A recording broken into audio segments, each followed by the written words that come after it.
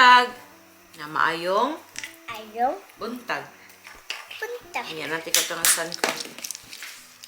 Welcome! Ik was bij de andere huis geweest. They cannot understand Dutch lang. Try, if you can speak English, try to speak English. What are you gonna say? Ik was nog een keertje naar de camping geweest. Oh, sabi niya, galing daw ulit siya sa camping. Yeah, and would you that look? Ja. Ja, En daar waren ook heel zwembad. Ja, En dat is show. Oh. En chips. Mag-vlogger, siguro tong anak ko guys eh. You want En apple? ijskool heb ik opgegeten. You ate ice cream there? A lot of ice cream. And, alalalala. It's falling. Yes. Dat is mijn shirt. That's your shirt. So it doesn't fall, then we can use your shirt like that. Yeah? Ja. And then- Okay. It's very hot lang, no? Ja. It's very hot. Oh. Ito yung ano namin every morning. Kain siya. I'll do her hair.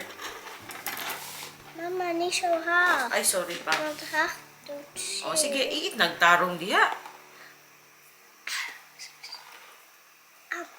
Ay, mag-play pa ka. Later na mag-play after you eat. Si Rod nagre-ready. When he's ready, ako naman ang ako naman ang mag-prepare. Tapos hatid niya si Ana sa school. Ano lang, tulungan lang talaga guys. Hindi pwedeng ako lahat. Hindi din pwedeng siya lahat. Si Rod lahat. Unless may sakit ang isa. Yan lang talaga, tulungan. Baka sabihin na naman na maid, mukhang yaya. Natawa ako dun sa nag-comment ba. Insert ko, itry ko, hanapin kung andun pa yung comment niya. Ano, sabi niya, ay si ate looking, ano daw, housemaid, ganun. Muchacha, ano ba yung exact term? Insert ko na lang yung comment niya para madali. So, nag-reply po ako. Sabi ko, ay, isa na namang bitter sa world. Either gold digger or housemaid. Ganun. So, wow. Ang hirap mo namang pasayahin. Guys, di ba? Napaka-judgmental mong tao. Buti sana kung ano, di ba? Kung constructive yung criticism mo, matatanggap ko yan. Pero purely criticism lang talaga siya. Ang purpose is to hurt somebody or to be mean. Parang hindi naman po siya, hindi siya fair. Diba? Binibraid ko po yung buhok niya. Oh yeah, balik tayo doon sa, my God, this is so, nakayuko pala kayo. Hindi nyo makita yung ko, mistisa kong pamumukha. Baka sabihan tayo, muchacha naman tayo rito. Ano ba yan? So, sabi ko kay Ruth, yan na naman, may nagsasabi na naman na gold digger, chuchu. Ano ba yan? Bye-bye. Sabi ko kay Ruth, where's the gold? Bye-bye. There's no gold today. Ano yung nag-comment, I will call her or him a basher. Mama, Kasi kaya nga, may upayos. basher talaga siya. Kasi hindi naman Mama, yung constructive yung Hindi ko may sinabi niya. upayos. Ha? Hindi ko may upayos. Me? Mama will pick you up. I always pick you up, love. Sometimes it's Oma because when Mama has to go somewhere, like when I go to school, when I have to study, then Oma will pick you up. Huh? Oké, dan ga jij mij ophalen. Ja, straks ga ik jou ophalen. Ja, nog 10 uur. 10 uur? Nee, niet 10 uur, Keki. Wel. Not 10 o'clock. Wait, 10 o'clock is too early to pick you up. You always get picked up at 2 o'clock. 2 in the afternoon. 2 uur.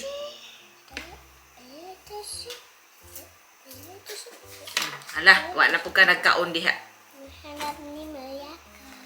So yeah, back to the basher, guys. Ano man, tawag nito? Nireplyan ko siya kasi at that time, ano din ako, triggered ako ba, madali akong mainis at that time kasi tao lang tayo, no? Lalo pat may mga pinagdadaanan yung mga tao. Ingat-ingat tayo sa ano natin online, yung debate natin online or spreading negativity, guys. Sinabi ko talaga sa kanya, spreading negativity ka, don't lagi. Scott. Yun. She or he deserves a special mention sa vlog na ito. Kasi nga, he took time or she took time to make a fake account or a dummy account para lang makapagsalita ng ganyan. 'Di ba? Ingat-ingat po tayo sa mga pinagsasabi natin online. What if gawin sa inyo? No? What if yung tao talagang, 'di ba? Be kind, oy. Choose your words. You don't have to always say something nice kung hindi naman bukal sa loob nyo, pero at least constructive yung sinasabi nyo. Diba? Maaga pa pero naiirita lang. Wala lang. Kasi napag-usapan namin doon sa live kahapon ba ni Bicolana sa Austria. If I don't like something online, I'd rather say nothing. Lalo pa kung yung purely criticism lang siya ba. Yan o, yung anak ko may background music pa. Maging happy naman kayo para sa ibang tao. Hindi ba pwedeng nahanap lang namin yung para sa amin, yung kaligayahan namin? Kung hindi akma sa preference nyo ang mga ginagawa ng ibang tao, you're free to say something.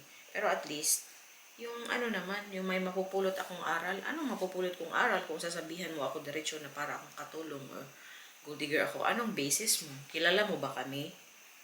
Ganun lang ba? Ay, sorry pangga. Sorry. Hala, ako.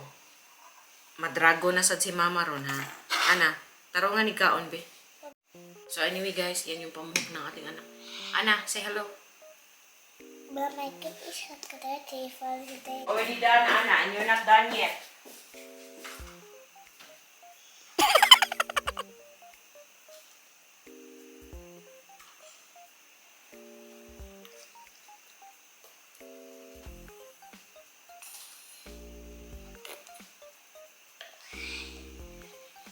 Prinsessa.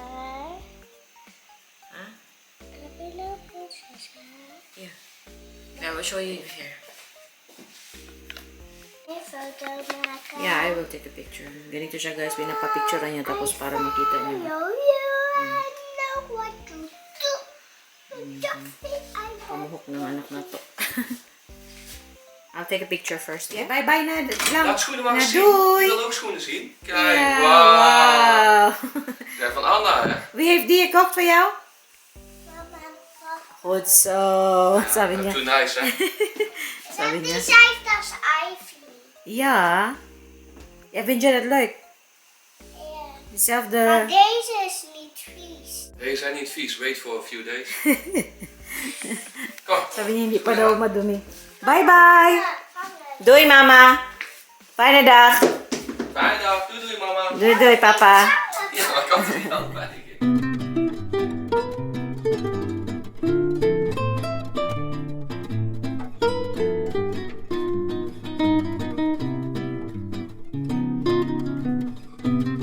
Tapos ko lang po. And itapon natin yung basura sa labas. Wala yung aking mga kliyente na sa bakasyon. Ito yung gusto ko sa ganitong part-time kasi walang yung mga kliyente wala sa bahay ba. So free ka na lihok-lihok ba. So yun, ganun lang. 3 oras lang. Tapos walking distance lang sa bahay namin ba. Tapos yung lolo ng kliyente ko dumating. Kaya medyo natagalan ako kasi nga nakipag-usap pa siya ba. Hindi ko natapos yung pwede ko naman talagang tapusin siya on the dot, no? Pero nag-break kasi ako, diba? Kasi nga nagkipag-chika siya, nag-coffee kami. So yun. Yan, uwi na po ako. 12:30 na dito. Mag 12:40 na. So, pagdating ko sa bahay, si Ruth, ando na din. For sure. Siya na lang gagawa ng ano niya, ng lunch niya. Mainit po ngayon. Parang 30 degrees today. So, ayan. Nakachinelas ako. Nakapang summer. Talaga. Summer na. Finally. A few moments later. Ayan, bahay na po tayo. Nakaalis na si Mr. May bulaklak na po yung aking cucumber. Oh. Yan. Yan. Saka dito pa. Sana ba yan? Yan. And then yung mga beans ko, yan, may mga bunga na sila. Ayan. And then ito din aking bell pepper. Oh. May, ayan, may bunga na siya. Ayan, lumalaban yung aking celery. And then may bunga na yung, may bunga. May natira pa yung strawberry. Sana hindi kinain. Hindi. Ayan, magdagdag pa po ako ng strawberry. Siguro next year, maras marami. Tapos iano ko dito hanggang doon. Nagdagan ko pa ng space. Pasensya yung mga damo, hindi pa namin naisikaso. Simula nung dumating kami. Kaya yan, ang dami pang damo. Pero nakikita ko na may mga tumutubong tomato dito yan. So i-clear natin yan. Ayan din, kasi may mga tinapon ako dito. Tumubo lang sila guys. So yan, kailangan natin linisin to. Yan, yung aking rose. Yan. May mga bagong buds din. Rose buds. Yan. Ito siya. Ito-transfer ko yung succulent na yan. Damo. Pasensyahan nyo na. Yan. May bulaklak uli siya. Yan. May mga palabas pa yan. And then, yung summer plants natin. Actually, makikita nyo siya sa labas. Para silang damo. Pero yan, may bulaklak na. Hindi ko lang alam kung saan dito yung sunflower guys. Kasi mix kasi ito sila. Napapainit po ako ng deep fryer namin doon sa shelter. Kasi naman kain ako ng lumpia. Yung kumain muna ng pork ngayon. Ay, kasi nag-pork ako last night. And then, yung meat na nakato, pork lang. Kainin natin yung strawberry. 1:15 na po dito. So, ayokong kumain ng heavy. Ng rice, ganun. Wala, hindi man talaga ako nag-rice. Pero last night nag-rice ako ng konti.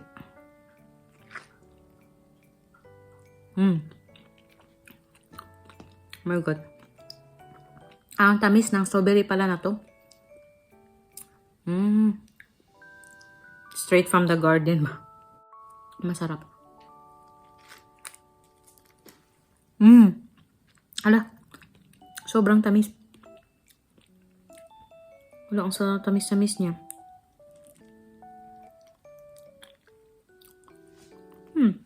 Tapos wala pang chemical guys.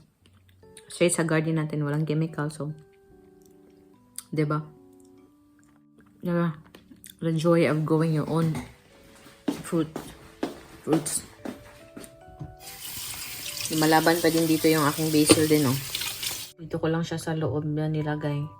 Para hindi madaling mamatay doon. Kasi pag naano siya ng araw, yun, madaling mamatay. Dito naman tayo. Si Vanji, sinabihan ko na siya na bibigyan ko siya ng paprika. Pati yung mother-in-law ko. Bibigyan ko siya kasi sobrang dami nila. Iriripat ko pa nga lang to sila. Magkikita po kasi kami ni Vanji, yung aking kaibigan na taga-Eindhoven. Yung family na nakilala nyo, no? Nakita nyo na. Filipino family na nag-move dito sa Netherlands kasi nakahanap ng trabaho yung asawa niya. So, yun. Birthday po ni Andy, yung asawa ni Vanji, sa July 4. So, punta kami sa kanila. And dadalhin ko na lang yung aking bibigay sa kanya na paprika. siguro bigyan ko siya ng mga 3 or 4 ganun. So, I have like 30 minutes na mag-relax and kumain, and then ipipick up ko na po yung anak ko. So, nakita niyo po kanina yung glimpse ng part-time job ko. Yun na na-appreciate. Nung umpisa, nahirapan po talaga ako mag-adjust kasi nga, ang layo sa trabaho ko dati ba, magdinis ka dito, di ba? At first, yung adjustment was, hala, uy, ba't ako ganito? May pinag-aralan ako, pero sa realidad ng buhay dito, or sa kahit saan ka pa mang bansa, lalo pag nag-move ka lang sa ibang bansa, and hindi pa English yung salita, iba yung sistema. So, yun. Pag pinairal ko po yung pride ko na ayaw kong magtrabaho, ayaw kong magdinis, wala akong extra. Wala akong extra. Yung na-appreciate ko sa ganitong trabaho, malapit sa bahay namin, naglalakad lang ako punta doon, ang babait ng mga kliyente ko, mabait po sila, tapos nakaka-save din ako ng sariling pera, natutulungan ko yung asawa ko, sa grocery, sa gastusin, sa mga pangangailangan ni Ana. And pag nagbabakasyon kami, may share ako sa asawa ko. Yung ganun na feeling ba, no? So, wala dito yung anak ko na kasi nga, nagsuschool na siya. So, yun, instead na dito lang ako sa bahay, marami naman talagang gagawin sa bahay. Pero, yung thought na pwede mo namang gamitin yung oras na yun para kumita. So, yun, 'di ba? At least nakakatulong tayo sa sa mga asawa natin. And also sa pamilya natin sa Pilipinas kasi yun talaga, 'di ba? Yung pag makakarelate yung mga Pinoy, lahat ng Pinoy na natatrabaho sa ibang bansa or naninirahan na sa ibang bansa, may family na. Hindi po talaga totally pwedeng talikuran natin yung family natin sa Pilipinas, no? Kasi kultura na natin, nasa kultura talaga natin. So at least may kahit konti may aabot ako doon sa amin ba pag may kailangan doon. Sabi nung nakausap ko na matanda ka, nag-Dutch lang kami all the way. Sabi niya, believe ako sa mga taong gaya mo na talagang tinatry na mag-adjust sa ibang lugar tapos inaaral pa yung language. Parang nasabi ko dun sa sarili ko, oo nga pero hindi talaga siya madali. Pero kung gusto siguro kahit ano pa yan, kung gusto natin ng isang bagay, may paraan talaga. So yun, nagchika kami about sa family niya, yung ganun. So na-practice ko po talaga yung Dutch ko. Napalaban yung Dutch ko. Hindi pa talaga po ako ganyan marunong mag-Dutch. Nakakapagsalita po ako. Pero pag yung mga tao, sobrang deep na yung conversation na yung formal na talaga. Wala na guys, namimin ako. Parang, okay. Pero yung survival lang, okay lang. Kaya ko na po yung Dutch. Bahala na magmali-mali, pero ang importante nakakapag-communicate tayo sa mga locals ba, and then naiintindihan nila tayo. Yun lang naman din talaga, kahit anong language pa yan, English pa yan, or Bisaya, Tagalog, kahit pa mag-wrong grammar ka or what, as long as na-convey mo yung message, nagkaintindihan kayo, klaro. So yun ang importante. Kasi sa online kasi guys, ang daming nakikita ko na yung sinasawa yung grammar, hindi marunong mag-English. Pero, 'di ba, parang I hope we end this stereotype, no? Lalo pag nag-English yung mga Pilipino. Kasi yung sa thinking siguro ng yung ibang tao na pag nag-English ka, dapat parang you sound like a native or parang perfect yung grammar mo. Parang ang hirap naman. 'Di ba? Teacher po ako ng English pero hindi ko din masasabi na na perfect yung grammar ko or perfect yung English ko kasi yung mga native nga may mga din sila, 'di ba? May lapses din sila sa sarili nilang salita. Ano pa kaya yung mga mga English as a second language na speakers, 'di ba? 'Yun. Saan na ba tayo? Saan na naman guys napupunta yung chika ko. So for now, yun, na-appreciate ko po yung free time ko na ganito na 3 oras, pumupunta ako sa isang bahay, tapos naglilinis ako doon. Pagkatapos nun, pag-uwi ko ng bahay, nakikita ko yung asawa ko, nagla-lunch kami together, o nag-uusap kami. And then, napipick up ko yung anak ko sa school, tapos nakakapag-spend time ako sa kanya in the afternoon. And then, sa gabi, pwede pa din ako mag-part-time kasi may part-time ako sa school, diba? So, yun. Minsan kasi guys, parang din ako ba na nape-pressure ako and also nasi-stress kasi nga, bottom line is, sanay po ako sa trabaho talaga ever since. Sanay ako sa sariling income and also, din ako, napapadala ako sa family ko regularly dati. Yun yung buhay ko dati. And then, of course, sometimes naisip ko na, pwede naman talaga magtrabaho ako full-time, chuchu. Pero dun na, pag nire-remind ko ang sarili ko na, ang priority talaga for now. Priority ko talaga yung anak ko. Yun talaga ang gusto ko. Priority ko yung anak ko. Time ko sa anak ko. So, a way of reminding myself ba na, wag ako masyado magpadala sa yung pressure na binibigay ko sa sarili ko na, kailangan may career. Ganun ba? So, yun lang guys. Yun lang. Na mga ganitong maliliit na bagay na appreciate ko po na yun, may time ako sa anak ko ba. Yun, lalo pa pag nag-uusap kami ng anak ko, tapos nakikita ko yung development niyan, nasabi ko sa sarili ko, ay oo, rewarding din talaga. Worth it din talaga na, na I get to spend time with my daughter ba. Na si Mr. yung asawa ko yung talagang full-time na nagtatrabahoan. Ako din naman full-time, pero sa ibang bagay, dito sa bahay, tsaka sa pag-aalaga sa kanila. Ganun naman talaga. So, going back doon sa beginning ng aking video, di ba, na may, nag-react ako doon sa isang nag-comment about na parang katulong.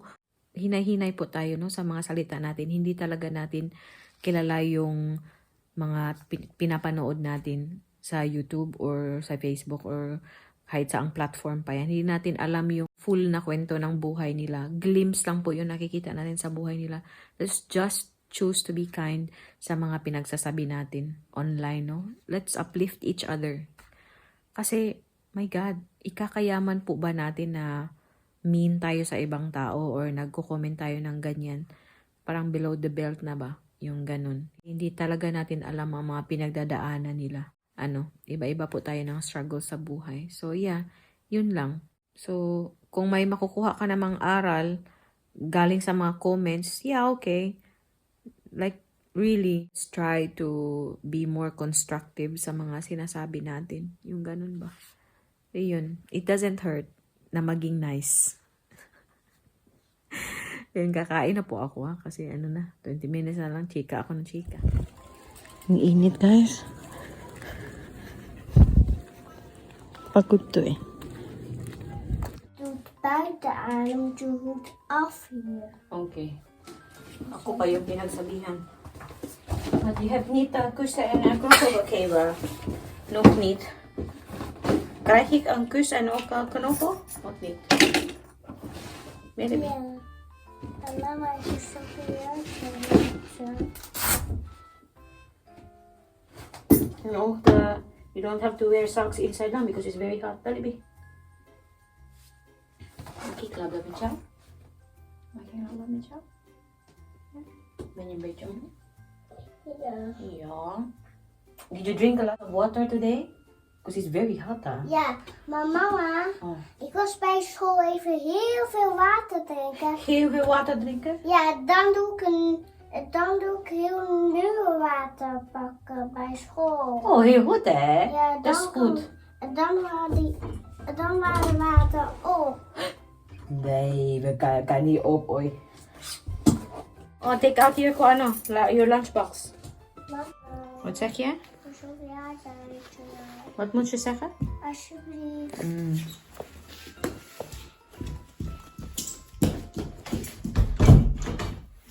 You take out your lunchbox first. Mag-ice cream na naman siya guys. Hayaan ko kasi grabe ang init. Mama, I see geen chocolade. Oh, but that's chocolade is for het weekend, hè? Nee, chocolade. Nee, tinatry niya talaga. Bawal na kasi siya mag-chocolate. Is that Mama and Papa? Yeah, you know why? We already talked about it, eh? You're not allowed to eat chocolate because it's not good for your teeth. You're allowed to eat chocolate a little bit on the weekend. Zaterdag en zondag. Of tijdens de vakantie, maar niet zoveel. Toch? Ja? Je snapt het, toch? Then you would crack your back pain. You drink lots of water. I told you you can eat the water ice. Okay? You already had some fruit at school and also boterham. That's genoeg. And if you want to eat, you're hungry, you can have your sandwich. Yeah?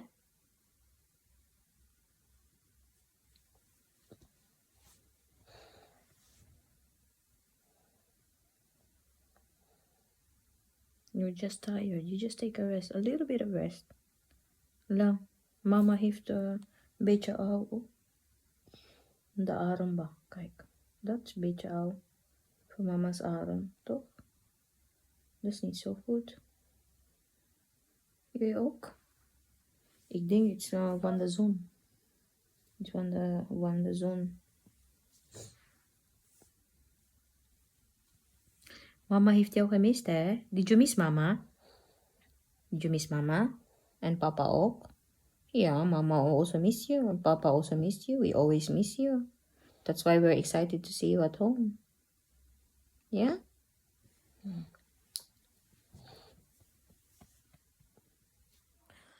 Yun guys, and I think i-end ko na po yung pa-video, no? Because medyo mahaba na po yung video natin. And wala na naman po kami. Bij jouw benen liggen. Dito daw siya dito daw siya maghiga. So, wala na naman po kaming gagawin.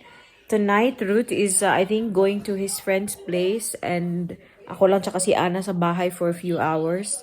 And then, when Anna's asleep, then, mag-aaral, magre-review na po ako kasi may pasok po ako bukas sa, yung aking Dutch class. So, yun. And, kita-kita na naman po tayo, no, sa susunod na video. Maraming salamat sa panonood. Doei! Mush, babush! Doei, skat sama doei! Maar zeker deze. Sabi niya, nakahiga doon siya. Ayaw niya.